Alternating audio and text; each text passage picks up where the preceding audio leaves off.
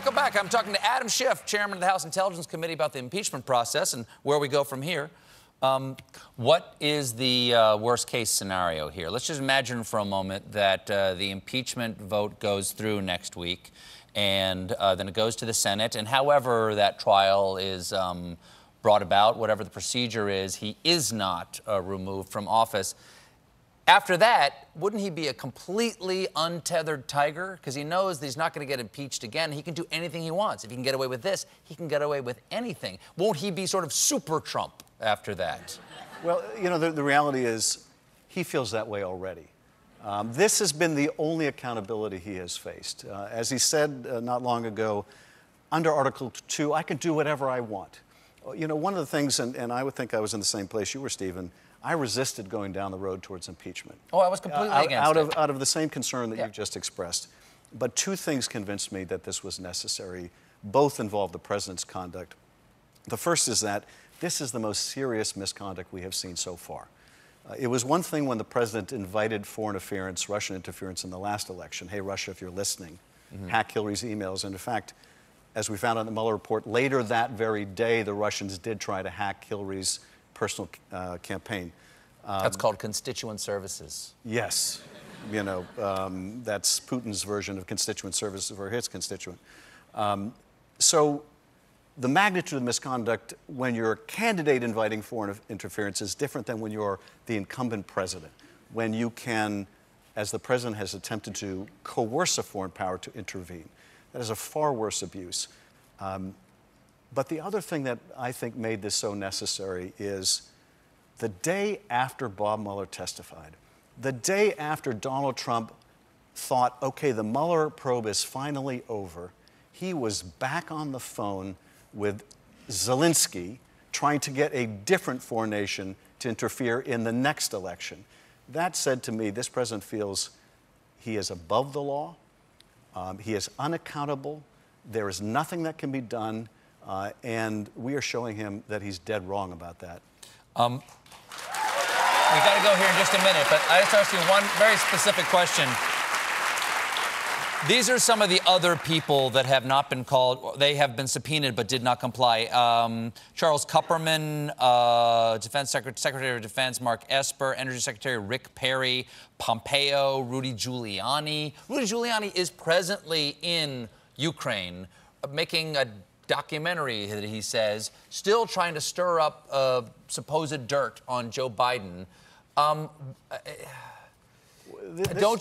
Is the story, if this is really about patriotism, if this is really about finding the truth, if it's really about holding a president to account for their misdeeds, how can you, as much as you don't want to drag this out, how can you go forward without knowing what the truth is? And if we don't find out now, how many years will it be before these things are unsealed? How many vegetables do I have to eat? Do I have to do cardio to live long enough to know what really happened here? Well, here's the thing. We already do know what happened. The evidence of the president's misconduct is already overwhelming. We had 17 dedicated public servants come and testify about how he withheld the military aid, withheld the White House meeting, attempted to coerce this ally in their time of need. We already can prove that overwhelmingly. Now, there is more to learn, and there are more witnesses to hear from. What about Lev Parnas? But did he give you tapes? I heard he gave you tapes. Lev Parnas handed over tapes to you between Giuliani and Donald Trump. Did that happen, Congressman, yes or no? We have got, not the tapes you're thinking about. We have gotten documents and materials, and I can't go into... Materials are tapes? Tapes are materials. I can't go into the specifics, but let me just say this, because you bring up a very important point about Giuliani being in Ukraine this week. This is not just about prior conduct. It's not just about, although it would be more than enough, the president's inviting Russia to interfere, then trying to coerce Ukraine to interfere. It is about what is going on today as the president and his allies continue to try to invite foreign interference in our election. It never stopped.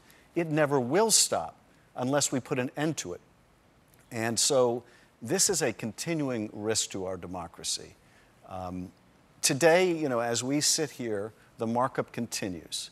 And we are hearing astounding things from Republican members who are saying it's okay to solicit foreign interference in an election. Things I never would have imagined I would ever hear either party say. And, you know, for me, participating in these hearings, watching these hearings, I have to say, you know, for some of our members who are defending the Constitution, it is their finest hour. But for others who are willfully blinding themselves to this president's misconduct, it is the most shameful hour.